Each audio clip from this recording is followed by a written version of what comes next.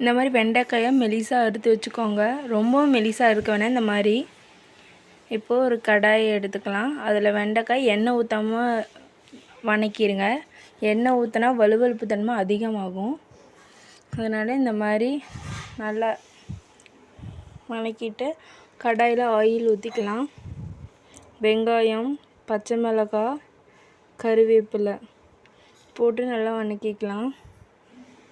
வணக்கி வச்ச வெண்டைக்காயை அது கூட போட்டுட்டு நல்லா ஒரு தடவை கலந்துக்கலாம்.